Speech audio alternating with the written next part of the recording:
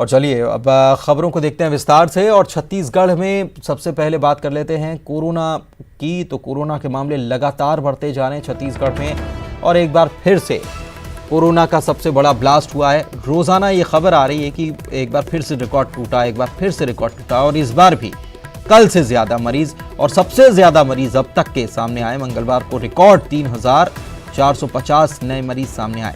रायपुर में सबसे ज्यादा 1,015 नए मरीज मिले हैं और कोरोना से कल 15 लोगों की मौत भी हो चुकी है। और रायपुर का ये आंकड़ा भी चौंका देने वाला है क्योंकि इससे पहले इतनी बड़ी संख्या सामने आई ही नहीं थी। रायपुर से 1,000 से ज्यादा 1,015 मरीज मिले हैं। कल कोरोना के 1,129 मरीज रिकवर भी हुए। एक्टिव मरीजों की संख्या अब बढ़कर 35,951 यानी 36,000 के करीब हो गई है। कुल पीड़ितों की संख्या 70,777 हो चुकी। कोरोना से अब तक 588 लोगों ने अपनी जान गंवाई है और 34,238 लोगों ने कोरोना को मात दी।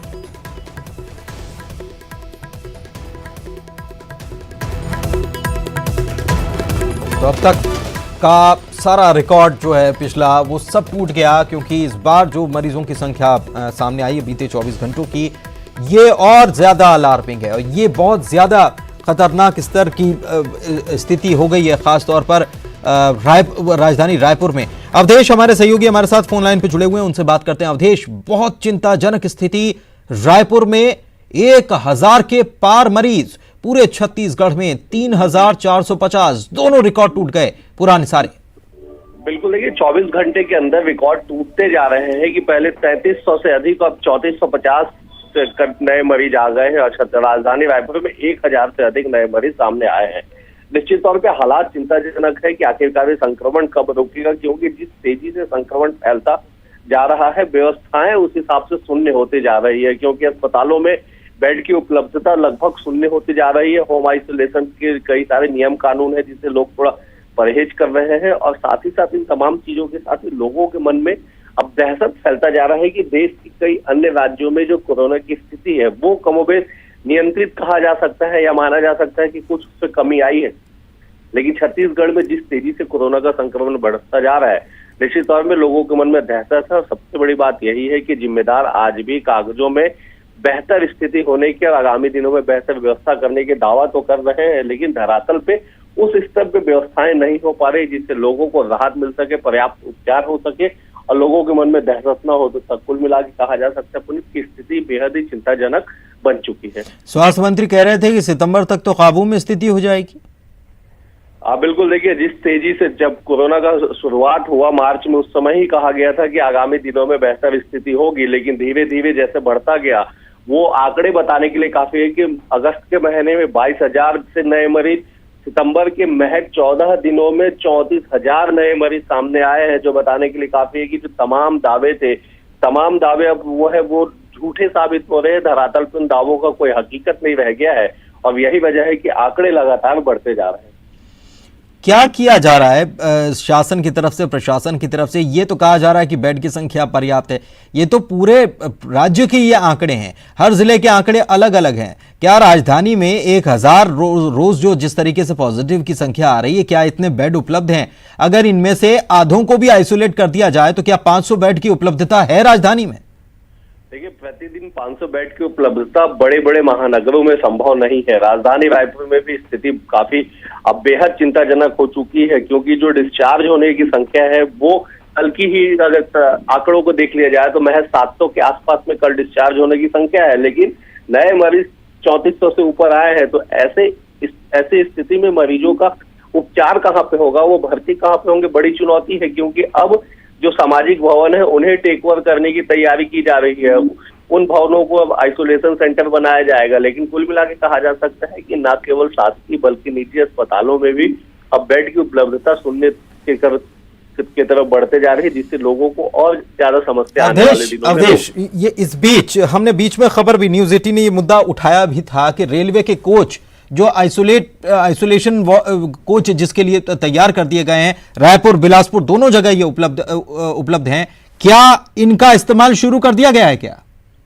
बिल्कुल, देखिए ये बेहद ही दुर्भाग्यजनक स्थिति है कि कुछ दिन पहले ही हमने खबर दिखाई अपने दर्शकों को कि आइसोलेशन कोच जो था वो कबाड़ में तब्दील हो गया, उसका इस्तेमाल नहीं किया गया। राजधानी रायपुर में जो आइसोलेशन कोच था वो पड़े उसका उपयोग ना होने की वजह से उसकी कोई उपयोगिता नहीं बन पाई। तो ये कहा जा सकता है कि विभागों के बीच में आपसी समन्वय की कमी के कारण ही रेलवे ने जो आइसोलेशन कोच बनाया था उसका इस्तेमाल नहीं हो पाया, वो ऐसे ही के रखा रह गया। और इधर जो लोग हैं वो एक एक बेड के लिए लोग तड़पते रहे। कई बार स्थितियां ये तक बनी कि 2-2, 3-3 दिनों तक उन्हें अस्पताल में भर्ती नहीं कराया जा सका। तो कुल मिला कहा जा सकता है कि आज भी जो है वो विभागीय जो तालमेल है उसकी कमी दिखाई पड़ रही है। नहीं तो रेलवे ने जो आइसोलेशन कोच बनाया था उसका इस्तेमाल पहले ही किया जा सकता था। बिल्कुल पहले ही किया जा सकता था और काफी संख्या है वहां पर, लोग वहां पर उसमें भी वहां रखे जा सकते हैं। शुक्रिया आपका इस जानकारी के लिए।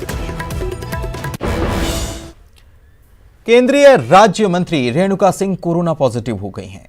केंद्रीय आदिवासी मंत्री हैं रेणुका सिंह, राज्य आदिवासी मंत्रालय उनके पास है और उनमें हालांकि कोरोना के कोई लक्षण नहीं थे, लेकिन जांच जब करवाई तो कोरोना पॉजिटिव वे निकली हैं। एम्स में उनको भर्ती करा दिया गया, उनका इलाज चल रहा है।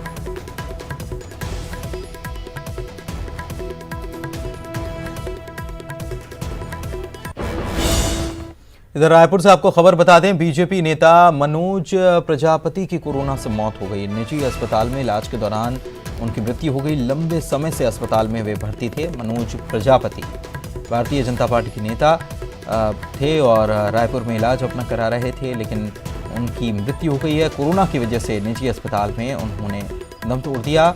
इलाज के दौरान की मौत उनकी हुई है। लंबे समय से उनका इलाज अस्पताल में चल रहा था। इधर कोरबा में खनिज विभाग की छापेमार कार्रवाई हुई है और रेत समेत 14 ट्रैक्टर और 3 हाइवा जब्त की गई है। रेत माफिया में इस कार्रवाई के बाद हड़कंप मच गया है। खनिज विभाग की उड़न दस्ता टीम ने इस कार्रवाई को अंजाम दिया। तो ये बड़ी खबर एक आपको कोरबा से बता रहे हैं। लगातार प्रदेश में कई जगहों से खनिज को लेकर अवैध उत्खनन की शिकायतें मिलती रहती हैं। तो ये खनिज विभाग के फ्लाइंग स्क्वाड ने ये कार्रवाई की है, छापा मारा है और रेत समेत 14 ट्रैक्टर और 3 हाइवा जब्त किए गए हैं। उड़न दस्ते की टीम ने कार्रवाई की है। उड़न दस्ता दल है, उनके द्वारा जो है पिछली रात को जो है करीब 2 गाड़ी जो है हमने डेंगू नाला से जब्त किए हैं और 6 गाड़ी राताखार से जो जब्त किए हैं और 3 गाड़ी जो है हमने बरमपुर से जब्त किए हैं और 3 हाईवा जो है बरबसपुर और बिलाय खुर्द से जब्त करके हमारे बैरियर में और कुछ गाड़ियां जो है ना यहाँ कलेक्ट्रेट में हमने खड़ी करवाई हैं। और दंतेवाड़ा से इस वक्त की बड़ी खबर है, जहां पर नक्सलियों ने बैनर पोस्टर लगा दिए हैं। धुरली और गम्मावाड़ा के बीच ये पोस्टर लगाए गए हैं। माओवादियों की 16वीं वर्षगांठ मनाने का ऐलान किया गया है। 21 से 27 सितंबर तक वर्षगांठ मनाई जाएगी। इसके पोस्टर लगाए गए हैं और पोस्टर्स में इसका जिक्र भी किया गया है।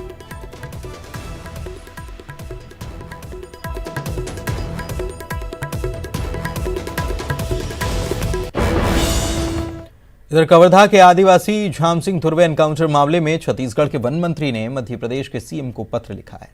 प्रदेश के वन मंत्री मोहम्मद अकबर ने एमपी के सीएम को पत्र जो लिखा है, इसमें ऐतराज जताया गया है और कहा गया है कि मध्य प्रदेश पुलिस के द्वारा की गई इस हत्या पर सीएम की बैठक में संज्ञान नहीं लिया गया। मोहम्मद अकबर ने 12 सितंबर को लिखी गई चिट्ठी का हवाला देते हुए कहा है कि मामला बेहद गंभीर है, लेकिन अभी तक मध्य प्रदेश सरकार के द्वारा इसे लेकर कोई कदम नहीं उठाया गया।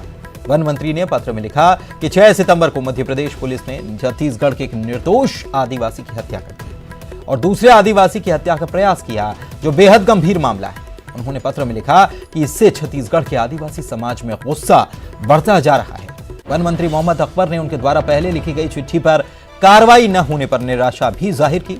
उन्होंने सीएम से फिर से अनुरोध किया है, शिवराज सिंह चौहान से फिर से अनुरोध किया है कि इस संवेदनशील प्रकरण में उच्च स्तरीय जांच तत्काल कराई जाए और छत्तीसगढ़ सरकार को कार्रवाई की जानकारी मुहैया कराई जाए। जिले में मत्स्याखेट के लिए गए 2 आदिवासियों पे मध्य प्रदेश की पुलिस ने गोली से हमला किया, जिसमें एक आदिवासी की मृत्यु हो गई, दूसरा बाल बाल बच गया। गोली उसके जो मछली मारने का डंडा था उसको चीरते हुए निकल गई। इस मामले को संज्ञान में लेकर छत्तीसगढ़ के वन मंत्री माननीय मोहम्मद अकबर जी ने मध्य प्रदेश के मुख्यमंत्री श्री शिवराज सिंह को पत्र लिखा है और दोषियों पर कड़ी से कड़ी कार्रवाई की मांग की है। दुर्भाग्य से इस मामले में अभी तक मध्य प्रदेश सरकार ने कोई भी निर्णय नहीं लिया। यहाँ तक कि मध्य प्रदेश पुलिस ने इन निर्दोष आदिवासियों को नक्सली बताने की कुचेष्टा की। कांग्रेस पार्टी इसकी निंदा करती है। अब बार बार छत्तीसगढ़ के वन मंत्री के द्वारा आगाह किए जाने के बावजूद, बार बार छत्तीसगढ़ के वन मंत्री के द्वारा पत्र लिखे जाने के बावजूद मध्य प्रदेश सरकार दोषियों को बचाने में लगी हुई है, ऐसा प्रतीत होता है। हमारी मांग है मध्य प्रदेश सरकार से कि निर्दोष आदिवासियों की हत्या करने वाले लोगों के ऊपर में हत्या का मुकदमा दर्ज करके कड़ी से कड़ी कार्रवाई की जाए। और बीजेपी के प्रदेश अध्यक्ष विष्णुदेव साय ने इस मामले पर कहा है कि इस मामले की जांच होनी चाहिए और जरूरत पड़ी तो वो भी मध्य प्रदेश के मुख्यमंत्री शिवराज सिंह चौहान से बात करेंगे। इसकी उच्च स्तरीय जांच होनी चाहिए और अगर निर्दोष थे वो लोग, नक्सली नहीं थे, तो कार्रवाई होनी चाहिए गोली चलाने वालों के ऊपर में। क्या आप लोग इधर से कुछ लिखेंगे, क्योंकि आप भी एक आदिवासी समाज का प्रतिनिधित्व करते हैं? अब देखते हैं, जानकारी लेंगे इसकी। ब्रेक के बाद आपका स्वागत है। छत्तीसगढ़ सरकार ने प्रदेश के मंत्रियों के जनसंपर्क निधि में बदलाव किया है और मंत्रियों की जनसंपर्क निधि को बढ़ाकर 4 से 10 लाख कर दिया है। मंत्रियों को मिलने वाली राशि में से सांसद भी काम करवा सकेंगे। मंत्रियों की निधि से सांसद 1.25 लाख रुपए तक के काम अपनी सिफारिश पर करवा सकेंगे। राज्य सरकार ने इसका आदेश जारी कर दिया है और सभी कलेक्टरों को इसकी जानकारी दे दी गई है।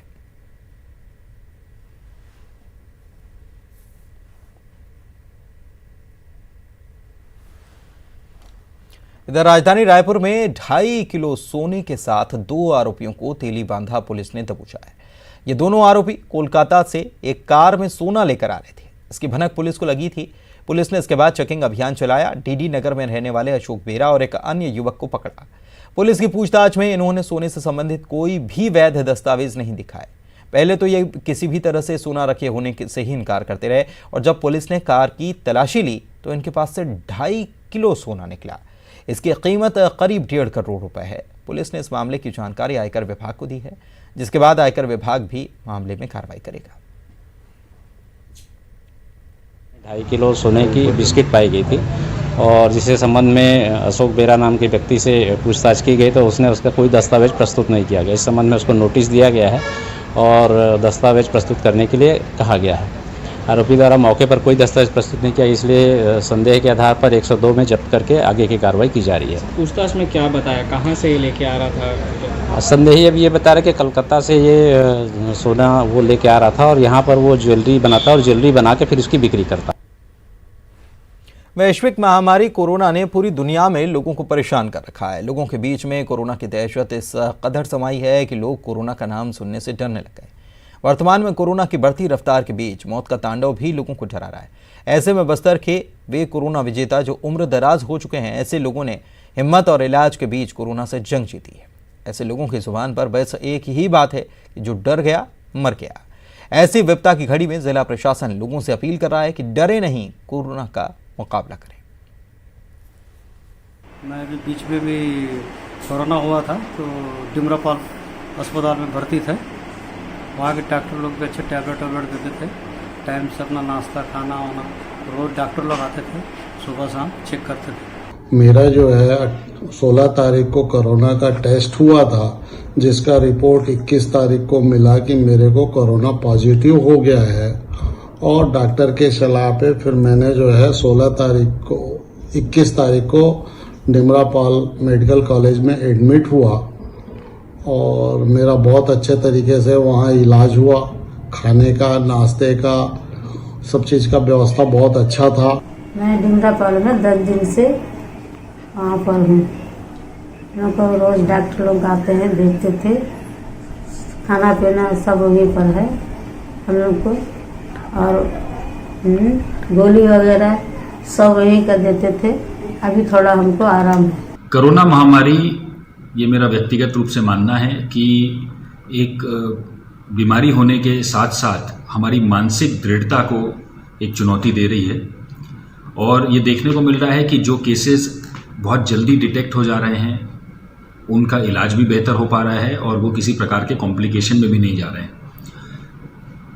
इनफैक्ट जहाँ पर ये देखा गया है कि लोग डर रहे हैं, जानकारी छुपा रहे हैं या लक्षण होने के बाद भी अपने आप को आइसोलेट नहीं कर रहे हैं, अपना कोविड टेस्ट नहीं करा रहे हैं किसी भी डर की वजह से, उनमें कई बार कॉम्प्लिकेशन हो जाते हैं। कांकेर में डीएड के छात्रों को प्रमोट किए जाने पर सवाल उठने लगे हैं। कई छात्र इस फैसले को गलत बता रहे हैं तो कुछ छात्रों का कहना है कि फेल छात्रों को भी पास कर दिया गया है। साथ ही छात्रों के भविष्य से खिलवाड़ किया जा रहा है।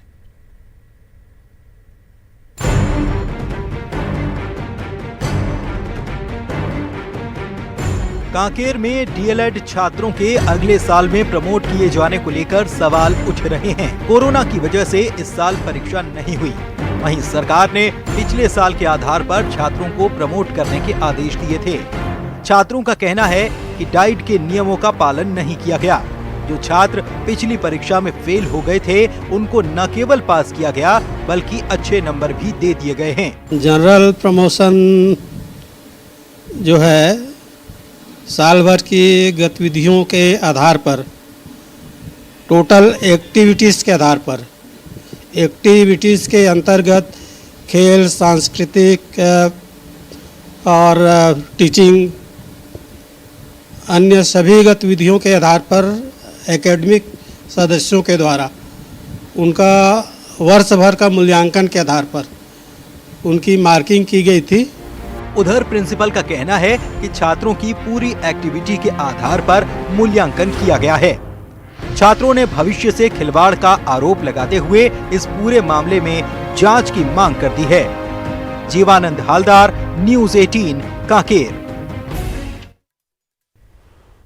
बेमेतरा में बिजली का पोल चुराने वाले 7 लोगों को पुलिस ने दबोच लिया। इनका टेस्ट कराने पर उनकी कोरोना रिपोर्ट पॉजिटिव आई और उसके बाद पूरे थाने के सभी स्टाफ का टेस्ट करवाया जा रहा है।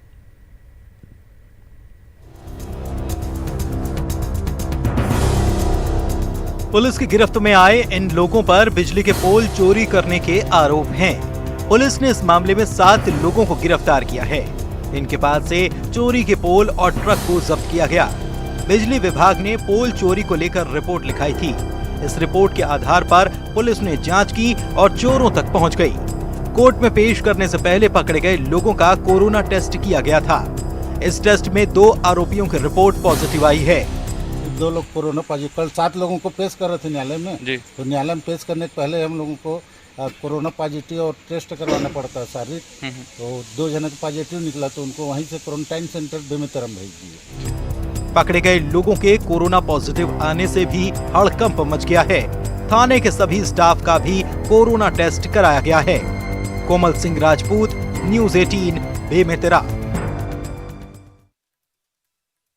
आपको बता दें, जिले में कोरोना का कहर जारी है। स्वास्थ्य विभाग ने कंट्रोल नंबर इसके लिए जारी कर दिया गया है। स्वास्थ्य विभाग की तरफ से डॉक्टर और सेक्टर प्रभारियों के भी नंबर जारी किए गए हैं। तो जिस तरीके से मामले बढ़ रहे हैं और उसके बाद अब नए नए तरीके अपनाए जा रहे हैं ताकि मरीजों को परेशानी ना हो, स्वास्थ्य विभाग ने एक कंट्रोल रूम का नंबर जारी करते हुए डॉक्टर और सेक्टर प्रभारियों के भी नंबर जारी कर दिए ताकि लोगों को किसी प्रकार की कोई दिक्कत का सामना ना करना पड़े।